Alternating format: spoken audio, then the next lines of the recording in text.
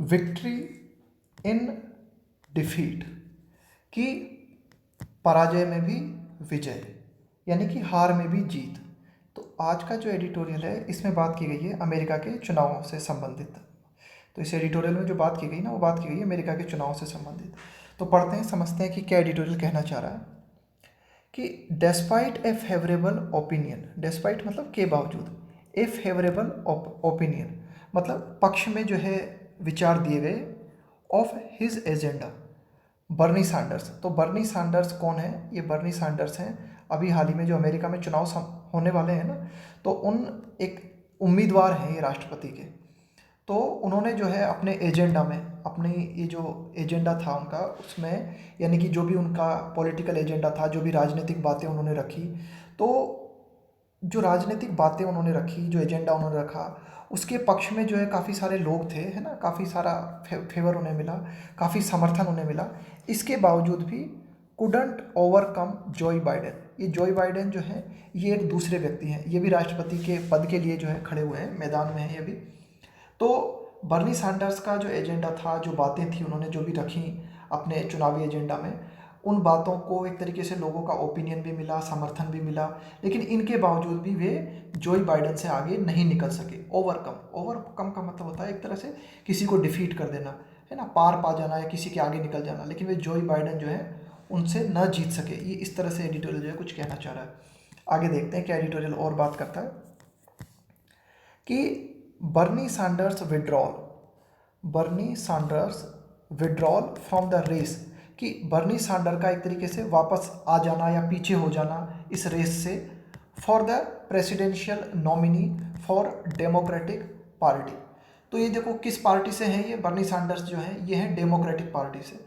तो presidential nominee कि भाई मतलब राष्ट्रपति के लिए नामांकित व्यक्ति हैं ये बर्नी सैंडर्स, लेकिन अब जो है ये पीछे आ गए, इस रेस से पीछे हट गए। एट दिस जंक्चर यानी कि इस मौके पर, इस समय पर, कम्स एज नो सरप्राइज। तो ये जो कुछ हुआ है कि भाई बर्नी सैंडर्स जो है हट गए हैं, रेस से बाहर हो गए हैं, पीछे आ गए हैं रेस से, तो ये कोई आश्चर्य की बात नहीं है ना, ये आश्चर्य की तरह नहीं आई ये घटना। क्यों? आगे बताता है एडिटोरियल पूरा बात करते हुए। एवर सिंस, जब से, the Democratic party field narrowed down to just 2, कि भाई डेमोक्रेटिक पार्टी में काफ़ी सारे उम्मीदवार डेमोक्रेटिक पार्टी की तरफ से उतारे गए थे राष्ट्रपति के चुनाव के लिए, धीरे धीरे इनकी छटनी होती चली गई और नैरोड डाउन का मतलब है बिल्कुल कम हो जाना। तो कम होते होते कितने रह गए? ये सिर्फ 2 प्रत्याशी रह गए, है ना, अब इन 2 में से एक बचेगा। Ever since the Democratic party field, कि डेमोक्रेटिक पार्टी का ये जो क्षेत्र है ये जब से सिर्फ 2 पे आके अटक गया है ना, narrowed down to just 2 with former. अब ये जो 2 बचे डेमोक्रेटिक पार्टी के, इन 2 में कौन कौन थे? विद फॉर्मर का मतलब है पूर्व। तो पूर्व वाइस प्रेसिडेंट जोए बाइडेन, तो एक तो बचे डेमोक्रेटिक पार्टी के कैंडिडेट्स जो कि राष्ट्रपति की दौड़ में थे, एक तो बचे वाइस प्रेसिडेंट, पूर्व वाइस प्रेसिडेंट, पूर्व उपराष्ट्रपति रह चुके हैं जोए बाइडेन।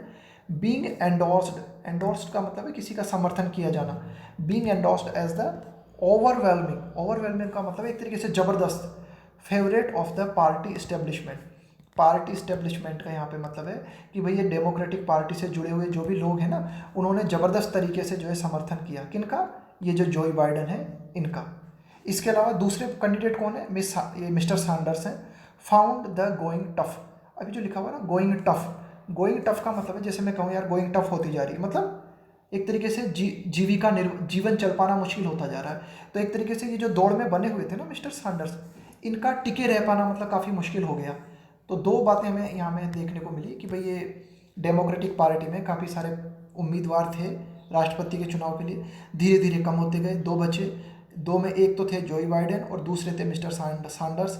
जोई बाइडेन जो थे इनको ज़बरदस्त समर्थन मिला पार्टी की तरफ से, डेमोक्रेटिक पार्टी की तरफ से, और धीरे धीरे इनकी स्थिति जो है, मिस्टर सैंडर्स की जो स्थिति, उनका एक तरीके से स्थिति जो है बहुत ही ज़्यादा टफ होती चली गई, स्थिति खराब होती चली गई। आगे देखते हैं कि after his strong victory in the south Carolina primary, अभी जो लिखा हुआ है ना ये साउथ कैरोलिना प्राइमरी, तो ये साउथ कैरोलिना एक तरीके से आप कह सकते हो एक तरीके से एक क्षेत्र है ना। यहाँ पे प्राइमरी का मतलब है एक चुनाव की एक प्रक्रिया है। साउथ कैरोलिना चुनाव की एक प्रक्रिया में क्या हुआ कि बहुत ही दमदार तरीके से जीत हुई। किनकी? मिस्टर बाइडेन की। तो इस जीत के बाद मिस्टर बाइडेन जो है वो उभर के आए, मिस्टर जोई बाइडेन जो है ना उभर के आए, है ना, emerged as the first among equals. अभी जो शब्द लिखा हुआ है ना ये फर्स्ट अमोंग इक्वल्स, क्या मतलब है इसका फर्स्ट अमोंग इक्वल्स का, कि भाई जैसे 4 आदमी हैं, 1 2 3 4, अब ये चारों की चारों इक्वल हैं, बराबर हैं, ठीक है, चारों की चारों जैसे मानो एक ही पद पे है, लेकिन कोई व्यक्ति ज़्यादा सीनियर है ना, तो वो एक तरीके से फर्स्ट कहलाएगा, फर्स्ट अमोंग इक्वल्स, है ना। तो इस तरह से बोला जाता है कि इक्वल्स मतलब वैसे तो बराबर हैं सभी लोग, लेकिन कोई व्यक्ति पर जिम्मेदारी ज़्यादा है, उत्तरदायित्व ज़्यादा है, तो वो फर्स्ट हो जाएगा। तो इस तरह से मिस्टर बाइडेन जो है एक तरीके से, ये जो साउथ कैरोलिना एक तरीके से जो चुनाव की प्रक्रिया हुई, तो इसके बावजूद इसके बाद में मिस्टर बाइडेन जो है वो उभर के सामने आए first among equals among the moderates, कि भाई जो भी इक्वल कैंडिडेट्स थे, मॉडरेट मतलब एक तरीके से वो भी इक्वल ही कह सकते हो आप, लगभग बराबर जैसा होता है ना, उसको मॉडरेट बोलते हैं। तो लगभग बराबर या बराबर कैंडिडेट्स जो भी थे, इन सभी कैंडिडेट्स में से नंबर 1 एक तरीके से उभर के सामने आए, कौन, मिस्टर बाइडेन। कहाँ पर, ये जो साउथ कैरोलिना प्राइमरी में। एंड और क्या हमें देखने को मिला, कॉन्सोलिडेटेड, कॉन्सोलिडेट का मतलब होता है एक तरीके से समेकित करना, एकजुट करना, and consolidated support for himself after the rest of the field was विनोड। ध्यान से देना इसे, क्या किया इन्होंने, मिस्टर बाइडेन जो है अच्छी तरीके से उभर के सामने आए सभी में से, है ना, बहुत ही प्रमुख के रूप में, एंड कॉन्सोलिडेटेड सपोर्ट, और फिर उन्होंने क्या किया, अपने लिए पूरी तरीके से सपोर्ट भी जुटाया for himself after the rest of the field was winnowed. अभी जो शब्द आया ना विनो, इसका मतलब एक तरीके से कम हो जाना, छटनी हो जाना, छन जाना, है ना। After the rest of the field was winnowed due to dropouts by other candidates, कि भाई जो अन्य कैंडिडेट्स थे ना वे ड्रॉप आउट कर गए, मतलब अन्य कैंडिडेट्स थे जो वो मैदान से हट गए, उनकी छटनी होती चली गई, छनते चले गए। तो इसके बावजूद मिस्टर बाइडेन जो है एक प्रमुख व्यक्ति के रूप में जो है उभर के सामने आए।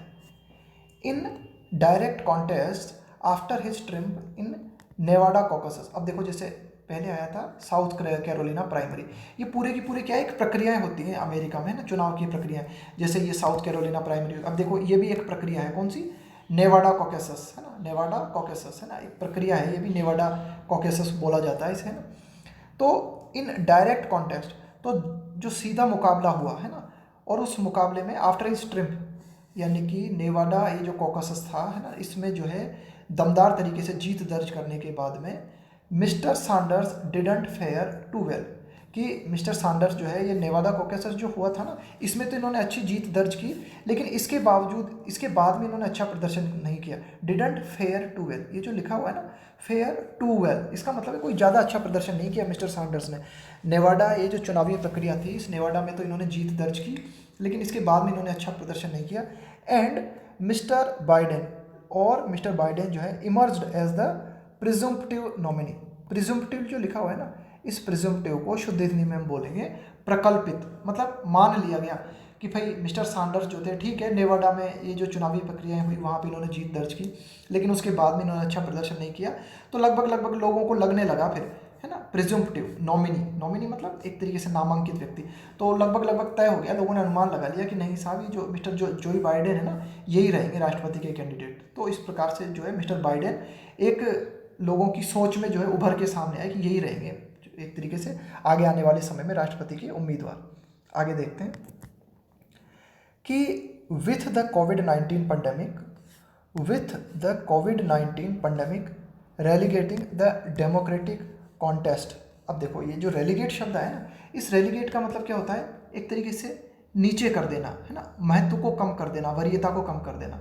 देखो यहाँ पे डेमोक्रेटिक कॉन्टेस्ट है ना, ये भी एक बहुत महत्वपूर्ण प्रक्रिया है ना, कि भाई डेमोक्रेटिक पार्टी जो है उसका एक उम्मीदवार चुना जाना है जो कि राष्ट्रपति के चुनाव में भाग लेगा।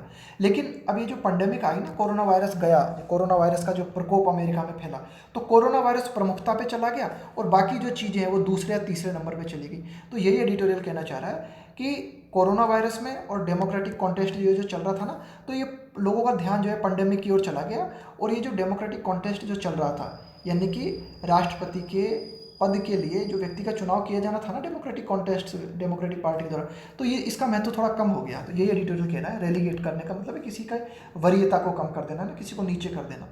तो विथ द कोविड-19 pandemic relegating the democratic contest between the two septuagenarians. Septuagenarian का मतलब होता है 70 वर्षीय। तो ये दोनों की दोनों ये जो एक तरीके से कैंडिडेट है ना, मिस्टर जोई बाइडेन और मिस्टर सैंडर्स, दोनों ही 70 वर्षीय हैं, मतलब the two septuagenarians to a lower priority among American voters. तो ये जो अमेरिकन वोटर्स हैं इनकी प्रायोरिटी में पहले नंबर पे आ गया कोविड-19 यानी कि ये कोरोना वायरस, और ये जो डेमोक्रेटिक मुकाबला था ये जो है निचले दर्जे पे चला गया। तो इसके बाद क्या हुआ, द पाथ टू नॉमिनेशन, कि नामांकन करने का जो मार्ग है, soon became non existence for mister Sanders. तो इस प्रकार से एक तरीके से the path to nomination soon became non existent for mister Sanders. तो ये जो नामांकन की जो प्रक्रिया थी ना, धीरे धीरे से मतलब अस्तित्वहीन हो गई। किनके लिए? मिस्टर सैंडर्स के लिए। ये एडिटोरियल जो है यहाँ तक बात करता है। Without a large enthusiastic voter turnout his chances of staging a comeback grew even weaker, forcing him to withdraw। अब देखो ये मिस्टर सैंडर्स जो है इसे इन्हें क्यों पीछे हटना पड़ा, है ना, एक तरीके से कोरोना वायरस का बहुत बड़ा रोल है इनके पीछे हटने में। क्यों? क्योंकि without a large enthusiastic voter turnout, corona virus के चलते एक तरीके से ये लोगों का जो एक जगह इकट्ठा होना ना वो धीरे धीरे कम होता चला गया। तो without a large enthusiastic voter turnout, turnout का मतलब होता है लोगों की उपस्थिति होना, कि एंथुजियास्टिक मतलब जो जोश से भरे हुए हों, कि भाई जोश से भरे हुए मतदाताओं की मतलब ऐसा लगा कि यार अब लोग कम आ रहे हैं, मतलब है ना, उपस्थिति कम के बराबर होती चली गई। तो फिर ये जो मिस्टर सैंडर्स के जो चांस थे, है ना, ऑफ स्टेजिंग एक कमबैक, कि यार वे दोबारा से वापस ही कर सकते हैं, मतलब ग्रू इवन वीकर, तो वे और भी कमज़ोर होते चले गए। कि जब ये लगा ना, मतलब कि कोरोना वायरस के चलते लोग बाग जो है, वोटर्स जो है वो बहुत कम मात्रा में जो है सभाओं में भाग ले रहे हैं, तो इसके बाद लगभग तय हो गया कि ये जो मिस्टर सैंडर्स है ना, ये कम बैक कर पाएंगे, मतलब टक्कर दे पाएंगे जोई बाइडेन को, इसकी संभावना बहुत कम हो गई। तो इसके बाद इनके मिस्टर सैंडर्स के ऊपर एक दबाव बना, मतलब फोर्सिंग हिम टू विड्रा, कि इनको जो है वापस हटना पड़ा, पीछे हटना पड़ा इनको। आगे देखते हैं कि mister Sanders ran on a social democratic ticket.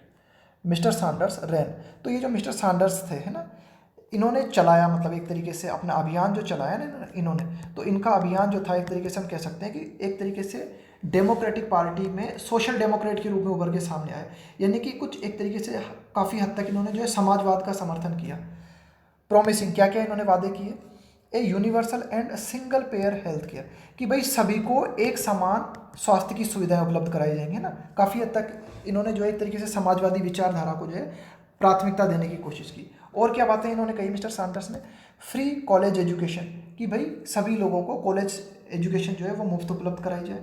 And a green new deal to tackle climate change, और एक इन्होंने कह सकते हैं कि भाई एक डील, मतलब ग्रीन डील की बात की इन्होंने, जिसके माध्यम से, टैकल का मतलब एक तरीके से निपटना, जूझना, क्लाइमेट चेंज, कि भाई ये जो वातावरण, एक तरीके से ये जो जलवायु परिवर्तन हमें देखने को मिल रहे हैं ना, एक तरीके से एक वातावरण में जो काफ़ी जो चेंज देखने को मिल रहे हैं, तो उसको नियंत्रित करने के लिए ग्रीन डील की बात इन्होंने कही। तो इस प्रकार के कुछ वादे इन्होंने रखे।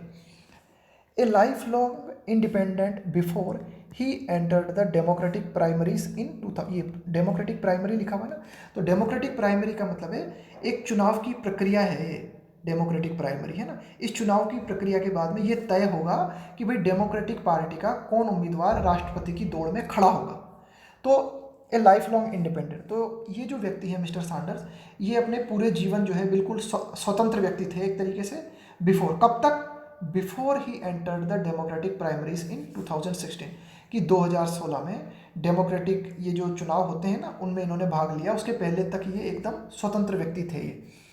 Mister Sanders earlier campaign, campaign मतलब अभियान, तो मिस्टर सैंडर्स ने ये जो अपने पूर्व में अभियान चलाए थे ना इन्होंने, पूर्व में जो चुनाव में इन्होंने भाग लिया था, had also ended in defeat, उनमें भी इनको पराजय मिली थी। But he managed to bring his progressive positions to the centre of the Democratic Party debates. आगे देखते हैं एडिटोरियल क्या कहता है। एडिटोरियल ये बताना चाह रहा है साहब कि पूर्व में भी इन्होंने जो है एक तरीके से चुनावी प्रक्रिया में भाग लिया था, लेकिन उनमें इनको जो है एक तरीके से नाकामयाबी मिली थी। फिर भी इन्होंने किसी तरह से मैनेज कर लिया, फिर भी इन्होंने किसी तरह से प्रबंध कर लिया to bring his progressive positions to the centre of the Democratic Party debate, कि डेमोक्रेटिक पार्टी में जो भी डिबेट होती हैं, जो भी वाद विवाद होते हैं, उन वाद विवाद में इन्होंने अपनी पोजीशन को जो है स्थापित करने की कोशिश की, अपनी प्रोग्रेसिव पोजीशन को स्थापित करने की कोशिश की। प्रोग्रेसिव मतलब सुधारात्मक, बढ़ती हुई, है ना। ब्योर्ड बाय सपोर्ट, अभी जो लिखा है ना ब्योर्ड, इसका मतलब होता है, ब्योर्ड का मतलब एक तरीके से उत्साह बढ़ाना, है ना। तो इन्होंने एक तरीके से कुछ जो है प्रोग्रेसिव कदम लाने की कोशिश की इन्होंने पार्टी में, और उन प्रोग्रेसिव कदम को जो है एक तरीके से उत्साहित किया गया या फिर उनको सपोर्ट किया गया, है ना, एक तरीके से उनको सफल बनाने की कोशिश की गई by support especially among the youth and the white working class. कि एक तरीके से वाइट वर्किंग क्लास का मतलब है यहाँ पे कि ये जो श्वेत लोग हैं ना अमेरिका के, काम करने वाले जो श्वेत लोग हैं या फिर जो यूथ हैं, है ना, वहाँ का एक तरीके से जो युवा वर्ग है, उनके द्वारा पूरी तरीके से समर्थन दिया गया, इनको बढ़ावा दिया गया, किनको, मिस्टर सैंडर्स के प्रोग्रेसिव कदमों को।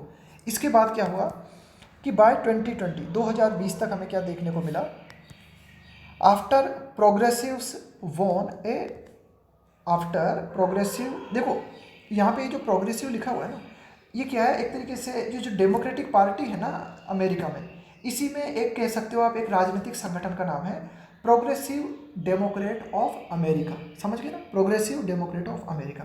तो 2020 तक हमें क्या देखने को मिला कि after progressives won a significant number of congressional seat, America की जो संसद है उसे हम क्या बोलते हैं, उसे बोलते हैं कांग्रेस, है ना। तो एक तरीके से जैसे भारत में हम क्या बोलते हैं, संसद बोलते हैं, इसी तरह से अमेरिका की जो संसद है उसको कहा जाता है कांग्रेस। तो ये जो एक तरीके से अमेरिका की संसद है, इसमें काफ़ी सारे जो डेमोक्रेट प्रोग्रेसिव पार्टी से जुड़े हुए जो लोग थे, जब उन्होंने काफ़ी हद तक जो है सीटें जीती, तो most presidential candidates in the party adopted, तो ज़्यादातर जो राष्ट्रपति के उम्मीदवार थे डेमोक्रेटिक पार्टी में, उन्होंने अपनाया, अडॉप्ट किया, क्या अपनाया, adopted sections of his program such as increasing the stature। तो मतलब काफ़ी सारे जो लोग थे ना, उन्होंने ये जो मिस्टर सैंडर्स थे इनके ही प्रोग्राम को अपनाया, जैसे कि increasing the statutory minimum ways for workers, increasing the statutory का मतलब है एक तरीके से वैधानिक, है ना, एक तरीके से कानूनी, मिनिमम वेज फॉर वर्कर्स। भाई जैसे कि मिस्टर सैंडर्स ने क्या बातें कही थी, मिस्टर सैंडर्स ने कहा था साहब कि जो मिनिमम मजदूरी होती है ना, उस मिनिमम मजदूरी को बढ़ाया जाना चाहिए, एंड एक्सपेंडिंग सोशल वेलफेयर, और एक्सपेंड किया जाना चाहिए। एक्सपेंड का मतलब विस्तार करना, फैलाना किसी चीज़ को, कि भाई ये जो समाज कल्याण से संबंधित जो भी योजनाएं हैं इनका विस्तार किया जाना चाहिए। इसके अलावा न्यूनतम मजदूरी को जो है बढ़ाया जाना चाहिए। तो इस तरह के विचार किसके थे, मिस्टर सैंडर्स के। इन्हीं विचारों को किन लोगों ने अपनाया, इन्हीं विचारों को अपनाया बाद में ये जो डेमोक्रेटिक पार्टी से जुड़े हुए जो भी प्रोग्रेसिव लोग थे ना, जो कि राष्ट्रपति की दौड़ में आए, उन्होंने इन विचारों को अपनाया। आगे देखते हैं एडिटोरियल और क्या बात करना चाहता है। बट हिज अनअपोलोजेटिक एम्ब्रेस का मतलब है किसी चीज़ को अपनाना, किसी चीज़ को गले लगाना। बट हिज अनअपोलोजेटिक का मतलब होता है माफ़ी मांगे बिना कोई खेद प्रकट किए बिना, है ना। But his unapologetic embrace of the term democratic socialist, है ना। लेकिन ये जो मिस्टर सैंडर्स हैं, इन्होंने ये जो शब्द का प्रयोग किया ना, कौन सा शब्द, डेमोक्रेटिक सोशलिस्ट, है ना, डेमोक्रेटिक सोशलिस्ट, डेमोक्रेटिक समाजवादी, to describe himself. Mister Sanders ने अपने आप को डिस्क्राइब करने के लिए कौन सी टर्म का उपयोग किया, डेमोक्रेटिक सोशलिस्ट। इन्होंने अपने आप को डेमोक्रेटिक सोशलिस्ट बताया, है ना। इन ए कंट्री, एक ऐसे देश में, that fought a half a century long cold war. भाई अमेरिका के बारे में हमें पता है, अमेरिका जो है रूस के साथ शीत युद्ध जो है लड़ चुका है ना, और वो भी कितने समय तक, हाफ ए सेंचुरी, लगभग 50 वर्षों तक जो है शीत युद्ध में जो है अमेरिका संलग्न रहा है। For the triumph of capitalism, है ना। अमेरिका क्या चाहता रहा है हमेशा, कि भाई देखो रूस तो चाहता रहा है समाजवाद और अमेरिका चाहता रहा है पूंजीवाद। तो अमेरिका जो कि 50 वर्ष से भी ज़्यादा समय तक पूंजीवाद के लिए लड़ता रहा, ऐसे देश में जब बर्नी सैंडर्स ने अपने आप को एक समाजवादी कहा, अपने आप को डेमोक्रेटिक सोशलिस्ट कहा, तो फिर एक तरीके से क्या हुआ, और उन्होंने जो है अपने आप को डेमोक्रेटिक सोशलिस्ट कहा, है ना। तो हिज क्रूसेड, तो एक तरीके से उनका जो ये लड़ाई थी ना, क्रूसेड का मतलब एक तरीके का जिहाद, एक तरह की लड़ाई, है ना, एक तरीके का अभियान। तो his crusade against the wealthy and for campaign financing regulations among other systemic changes didn't endear him to the democratic establishment। अब इसके द्वारा क्या हुआ कि जब इन्होंने इस तरह की बातें कही कि भाई अमेरिका जो है मतलब कई जो है वर्षों से पूंजीवाद की बातें करता रहा है, लेकिन जब इन्होंने अपने आप को एक सोशलिस्ट के रूप में प्रेजेंट किया, तो उनका ये जो अभियान इन्होंने छेड़ा था ना मिस्टर बर्नी सैंडर्स ने, धनी लोगों के खिलाफ, वेल्थी लोगों के खिलाफ, है ना, and for campaign financing regulation, इसके अलावा कि भाई ये जो कैंपेन होते हैं, राजनीतिक चुनाव अभियान होते हैं, इनको जो धन दिया जाता है उनमें कुछ जो है क्या करना चाहिए, कुछ रेगुलेशंस बनाए जाने चाहिए, है ना, इसके अलावा अन्य जो है कुछ चेंज किया जाना चाहिए सिस्टम में, है ना। इस प्रकार की जब बातें इन्होंने कही तो ये फिर प्यारे नहीं रहे। ये जो इंडियन है ना, ये शब्द लिखा हुआ है इंडियन, इसका मतलब होता है एक तरीके से लाड़ला बनाना, है ना। तो फिर या फिर एक तरीके से हम ये कह सकते हैं कि वे प्यार को बचा नहीं पाए, फिर कि डेमोक्रेटिक पार्टी का जो प्यार इनको मिला हुआ था ना, फिर ये बचा नहीं पाए टू द डेमोक्रेटिक इस्टेब्लिशमेंट। कि भाई डेमोक्रेटिक इस्टेब्लिशमेंट का मतलब है कि भाई डेमोक्रेटिक पार्टी से जुड़े हुए जो भी लोग थे उनको मिस्टर सैंडर्स की बातें नागवार गुजरी, यानी कि मिस्टर सैंडर्स की बातें उनको ये पसंद नहीं आई, ये जो सोशलिस्ट की बातें जो इन्होंने की। आगे देखते हैं कि मिस्टर सैंडर्स एम्फेसिस, कि ये जो मिस्टर सैंडर्स हैं इनका जोर देना, किस चीज़ पर जोर देना, ऑन इकोनॉमिक जस्टिस, आर्थिक न्याय पर। भाई इन्होंने, मिस्टर सैंडर्स ने बातें की, भाई इन्होंने काफ़ी हद तक समाजवाद संबंधी बातें की। तो मिस्टर सैंडर्स ने कहा कि साहब एक तरीके से सामाजिक रूप से जो है लोग समान होने चाहिए, आर्थिक रूप से सभी व्यक्ति जो है समान होने चाहिए। ऑन इकोनॉमिक जस्टिस, है ना, आर्थिक न्याय की इन्होंने बात की। एज की टू ओवरकम, ओवरकम का मतलब है जीतना, पार पाना, द सोशल इनइक्वलिटी, कि भाई सोशल इनइक्वलिटी इन ए रेशियली डिवाइडेड यूएस, कि अमेरिका जो है वह नस्लीय रूप से विभाजित है, यानी कि अमेरिका नस्लीय रूप से विभाजित है का मतलब ये हुआ कि अमेरिका में ब्लैक लोग या फिर अमेरिका में वाइट लोग, इस तरह की बातें अमेरिका में काफ़ी ज़्यादा जो है प्रचलित है।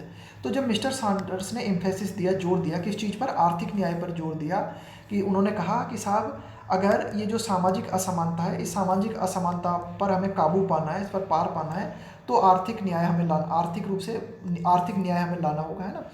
तो उन्होंने ये बातें कैसे देश में कही, एक ऐसे देश में जो कि पहले से ही नस्लीय रूप से विभाजित है, didn't have as many takers among African American. तो भाई मिस्टर सैंडर्स को क्या लगा, मिस्टर सैंडर्स को ये लगा कि भाई जो एक तरीके से कह सकते हैं हम कि जो अफ्रीकन अमेरिकन लोग हैं ना, इनका समर्थन मुझे मिल जाएगा, है ना, मिस्टर सैंडर्स को ऐसा लगा, है ना, वोटर्स हु प्रेफर। लेकिन ये जो अफ्रीकन अमेरिकन है इन्होंने प्रेफर किया, इन्होंने वरीयता दी किसको, मिस्टर बाइडेन को।